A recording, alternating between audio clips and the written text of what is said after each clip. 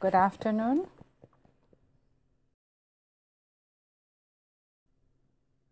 I am Patrizia Morgante, in charge of communication of the International Union of Superiors General, and it is a pleasure to welcome Yolanda Kafka, President of the USG, and Father Arturo Sosa, who's the USG President. It's a wonderful sign to see the two of you together, because I believe that the letter that you have signed has had among one of its goals is to promote fraternity and sorority between religious men and women. We have received a lot of notes of gratitude, and sisters and brothers are sharing that within their communities as a document to reflect upon. And thank you very much for accepting this moment and to further deepen the content of the letter, which is a letter of 5-6 very dense pages. And I have chosen some key words. I would like to start with the word listening. The same title of the letter is beautiful. Let's guide each other as the Lord Savior guides us. The first word is listening. And what you are saying is, listen carefully and read reality. What is actually happening? Sustainability of our mission, of our structures, must be fully guided. But the most precious good that we have to protect is our charism and our identity. And what kind of spaces for listening can we establish for this to happen? And the question is, why this letter in this specific moment? So maybe Sister Landa can start.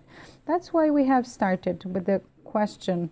The letter is, which is a question of Jesus approaching the disciples, saying, what are you discussing? What are you talking about?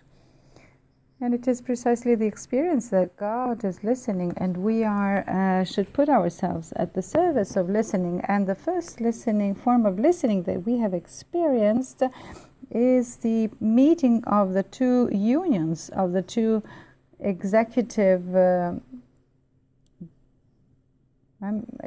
secretaries who meet regularly. But we have dedicated this special moment, and this letter is the fruit of this dialogue. So even if the two of us are signing it, this letter reflects all the members of both unions. So the letter is certainly not a form of teaching, but rather an animation and an expression of communion in this moment, this present moment, which is also stems from a common concern, which is the concern on how can we respond from our forms of government to the challenges that reality is facing us with.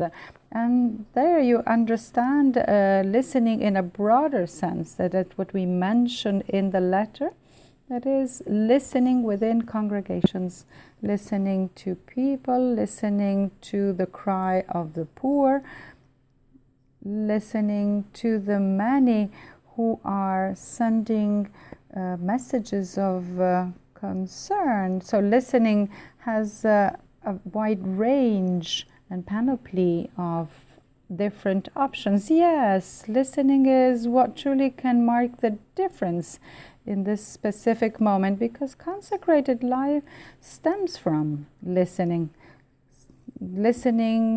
to reality. And all of our congregations originated precisely from an impact of the poor, of reality on those, our founding fathers and mothers. And so it's listening also to the Holy Spirit.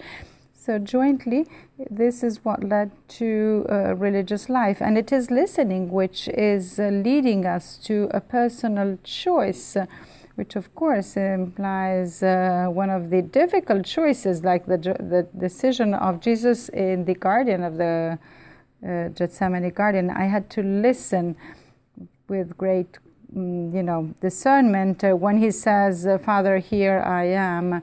But it's also listening to the entire generation present in, that is the multinationality of our congregations, and also the historical moment that the decisions that we will have to take now in thinking at the future. So listening is a permanent attitude. We always have to be guided by the Holy Spirit along a journey that only He knows. And if we don't listen, we don't know how can we follow our journey. So it is a very deep listening to ourselves, to our structures, our life, but also a deep listening of reality. I think this is a bit the reality, and also, of course, the Holy Spirit, which inhabits all of this.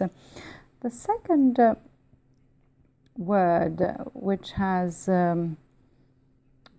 sort of touched me, it's a moment of holy anxiety. We have been deprived of projects, of goods, and on the ability of managing our lives, our works, and our mission. We felt powerless. And I think that in many countries they feel like this uncertainty, this poverty is encouraging us to fully entrust ourselves and trust the Lord. And so avoid searching for the Lord, but instead rooting our heart in God. So what is the message that we can receive from both male and female religious life? What is happening precisely? Well, the reading is complex. So this call of holy anxiety, I mean, this expression is the outcome of the dialogue with one of the North American conferences which we held, and it has to do with a certain tension which develops. Because on the one hand, we have to attend reality, we have to try to listen, of course, from the Holy Spirit, understand what is happening, what is taking place, but also give us some time according to what we see, what is absolutely immediate, which is probably not necessarily an immediate solution to problems, but accepting that this kind of tension is as such, and there is no anxiety, but instead, if we want to be, able to take a decision calmly, is not easy, because there is a concern, there is a great preoccupation, there is distress, instability. All of these feelings somehow do not help us to discern, but instead they invite us to trust, to be confident, and to maybe try to act not superficially or lightly, to decide and try to meet, yes, urgent needs, but not in a very sort of impulsive way, but also keeping an eye towards the future, thinking about the challenges that congregations are living, particularly those who are remote at a distance, and also the small congregations which do not have the means to do this kind of reading and who are unable to attend urgent needs. So let's say that starting from an inner attitude to the option of taking time, the necessary time, and to live this moment with concern, but as a step towards God. Yes, I would like to summarize it as follows. We are being confronted with the challenge of reading the future in current reality.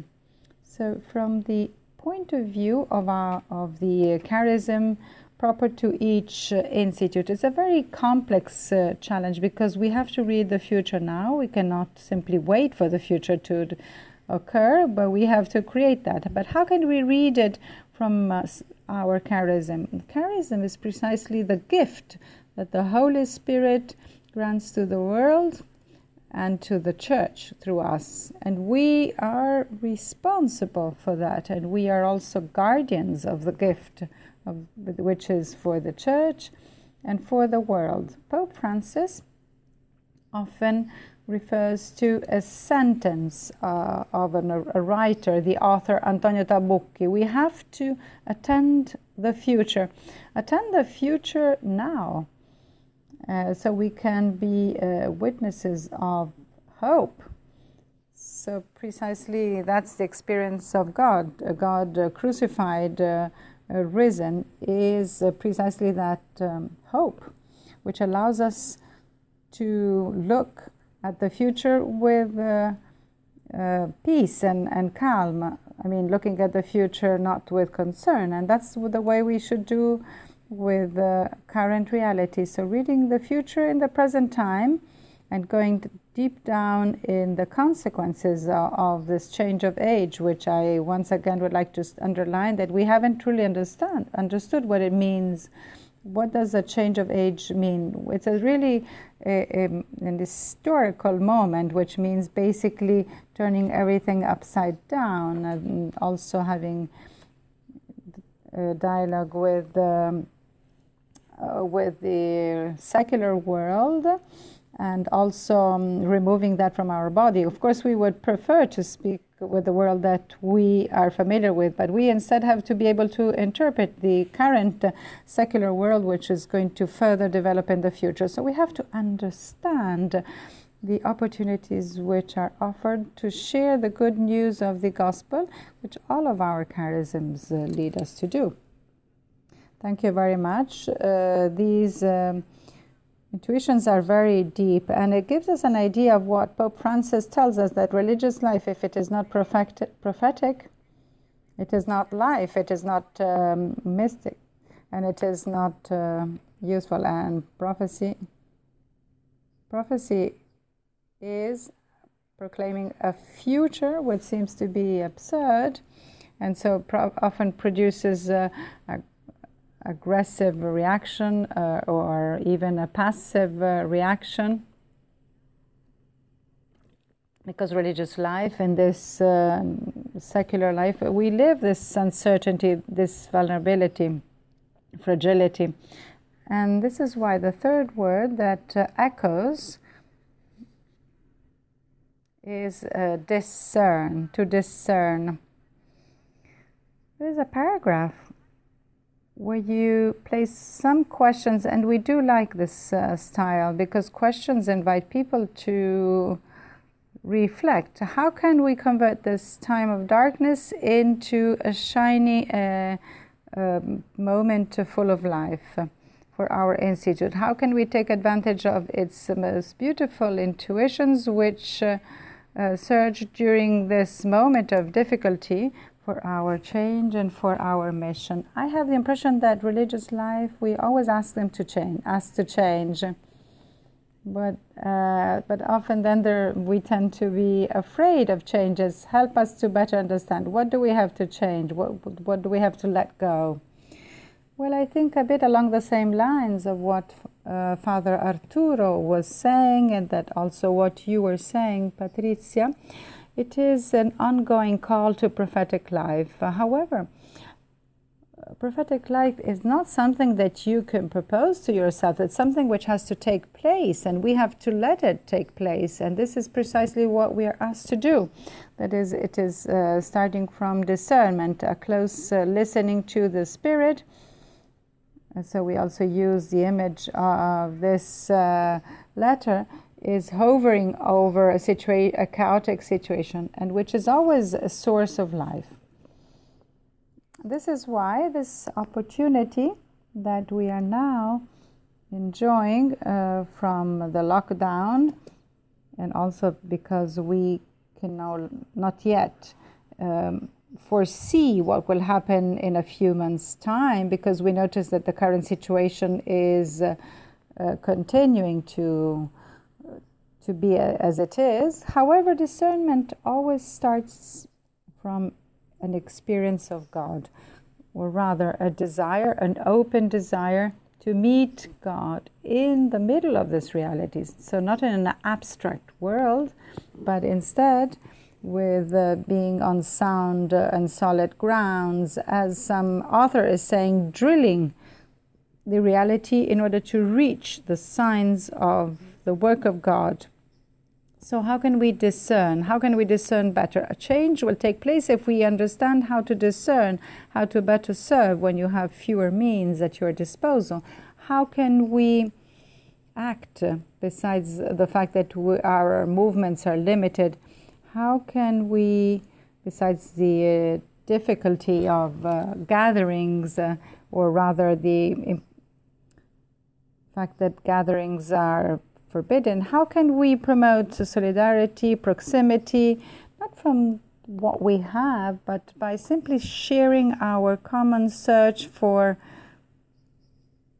hope in the middle of poverty, which is levels of poverty which are worsening. So basically entering into this new dimension of questions, allowing answers to surface. And these answers will not be provided by human beings, by others, although many have helped us and they continue to write. But I think that these answers need to be shared, and not only among ourselves as religious members, as church, but with the humanity at large, which is also sensitive, because just sufficient to listen to some songs and we are all aware of a change. But the change, and this is Father Arturo, that we as religious men and women is to grow in our interior freedom, this interior liberty. So letting go all form of ties, this liberty and freedom, which basically makes us free as not only as human beings, but also as community and also as an apostolic work. If we are not free, if we don't break with the ties that we basically developed over time, we cannot do what is best to do. We are moored, and so we simply try to preserve and to keep afloat what we have developed. And as Yolanda is saying, interior freedom is the fruit of the experience of love, the love of God. So the experience of the love of God, which is helping us to understand that He is the only one. And the love of God is the only absolute one. He's the north of our human existence. And this experience is the main condition, and it is the fundamental condition without which we cannot discern. So inner freedom allows us to discern, because discernment is not simply an analysis. Discernment is a path which leads us to choose and to follow the voice of the Holy Spirit. Therefore, the challenge is to strengthen what frees us. What is freeing us, we have to put it on the table, and which allows us to leave behind the fear to death, the small death, a death which is a little death on a daily basis, because you lose the very many forms of relationship and life. We have been afraid. We were afraid before this virus, coronavirus, and the consequences. So afraid of death is the mission that God is giving us, has given us, to follow what the disciples have done, who are the followers of Jesus. It makes me think about this part of the gospel where he is saying, he names who are the apostles, this kind of style, in order to overcome evil in the world. But in order to set and start this journey, we have to believe in this love which comes from the inner freedom. Yes, at the same time, I understand that sometimes congregations find it difficult to go through this process. And so I think that the UISG and the USG can accompany this process. And I think that in a way or the other we are doing that. And I think that your letter also has this goal so that no one feels excluded, alone, and mutually help us and also help the help of social sciences and other experts who can help us to interpret this moment. The last word that I also very much enjoy and I like is the care of attention that the UISG and USG are trying to develop at different levels, not only from an institutional point of view, but also in relationships. So how can religious life express this culture of taking care? If we do remember, if the big countries have proclaimed a lockdown and they have closed big companies, industries and factories, saying we are doing that because we want to protect our citizens, well, that means that the value of life, the value of a human being is a good. I cannot say it's a supreme good, but it's a greater good at least. So the first form of care that we should be a bit a model and example for them is taking care of each person, starting from our same members, of our brothers and sisters in our congregations, and all those we basically come in contact with through our ministry. And during this period we have certainly discovered the value of the presence in our neighborhood, in where our most immediate reality. So small gestures, without necessarily going at a greater distance, have acquired great importance to express the care that God has for his creatures, and which is actually the theme of our letter. I think that from where we are now, from where we stand now, we have to rethink the way that we enter into a relationship with others on a level playing field, and not like those who basically are in charge of others, but instead we have to basically enter into a network of mutual interdependence, and which are the themes of Laudato Si, of the current pontificate, which is starts with people, but which also touches upon our mission, our identity as consecrated people, and our charisms, which are gifts of God, which are entrusted to us to enrich history and the church. I think that's from where how I feel to start, and maybe Arturo can complete and add something more. Yes, I will do that, because in religious life there is an intimate relationship between life and mission. They're closely connected. Basically, it's almost one single thing. You can think about mission without life and life without the mission. We are here because we are employed now, because it's the meaning of life, of our mission. So the two sides of the same coin. So just like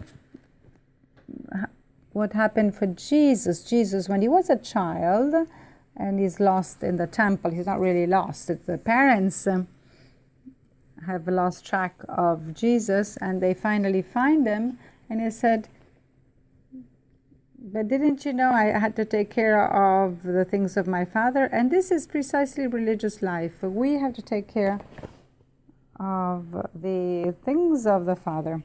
This is the main action of care. So the culture of care that we carry on is the one which allows us to take care of the two simultaneously. That is, to take care of the mission we are called as Christians, men and women, consecrated women, and the missionaries, the very same people, people who are on a mission. Without missionaries, you don't have a mission. Mission would be abstract, so it has to be incarnated. It has been incarnated in Jesus, and we want to follow. So the importance of developing this culture, the culture of care, the culture of a certain dimension, a way which gives a meaning to what we do. And the pandemics has truly sent us this as a message, a very strong message, because the care of one implies the care of the other. We cannot take care of one at a time or all together. We have to build a relationship of care. Otherwise, everybody dies. But if instead we develop this relationship of care, we can preserve them from an illness, but we also convey a love for life in this care. And life for the mission precisely implies that this care has to become our way of acting, the way we breathe, the way we act, that often we are not aware of, and which invites us to live in a certain way, and which is also the reason why we have chosen that title of the letter. It's a psalm. It's Psalm 60, which is inspired, blessed be the Lord, which is taking care of us. So salvation has to be related with taking care. And God does that through His love. So if we truly want to be testimonies of this care of God, and so take care of each other, not only between each other only. We don't have to interpret this title limiting this to the religious life or to the churches. Taking care of the world, taking care of the environment, of what is natural, of life, and of the future, starting from our present time and our charism. Thank you. I really have nothing to add. Thank you very, very much. And listening now, I understand why do I live at the service of religious life, because I always receive this something which goes beyond, that life does not stop with my ego, with my life, with my concern, but instead there is something more. Yes. In fact, we are using in the letter the icon of the walk of the disciples of Emmaus, who reach basically their little home in Emmaus, while we feel that we haven't reached our home and we have to continue walking. That's why we have also announced that next May, hopefully, we will organize a joint meeting of UISG delegates together with the USG in Rome. And hopefully, we would like to put together and put in common the results and the outcome of this itinerary and journey of reflection and of experiences that we are undergoing. So that these reflections must necessarily not be disembodied from life. Yes, because exactly what happened in Emmaus, we could walk a lot without being aware that Jesus is walking with us, and that only after a certain long stretch the disciples recognize Jesus for His full presence with us. So we cannot take this for granted, and this is why we have to pursue along this journey. Thank you very much, and I want to underline this psalm. In this itinerary that we are all following, let's guide each other mutually, because it is only in doing so that we can testimony the love of God. Thank you very much. I think that we have basically have in our hearts all of our brothers and sisters who are suffering, particularly in Latin America. July the 23rd, we are going to organize an online prayer for all the countries who are currently suffering a lot. India, Latin America, United States, for the pandemics. And I also truly like the idea that you can express a last word. So just one word to conclude, a word of encouragement, thinking at all the brothers and sisters who are currently accompanying their people who are suffering. Yes, to repeat this psalm. Let's take care as He takes care of us, and let's walk, and let's continue to walk together by sharing. Yes, let's try to understand how following the Lord makes our hearts, let's say, a flame, makes us feel the flame in our hearts. And this is also giving us hope, and hope that we can proclaim to others. Thank you very much. Thank you. Thank you very much.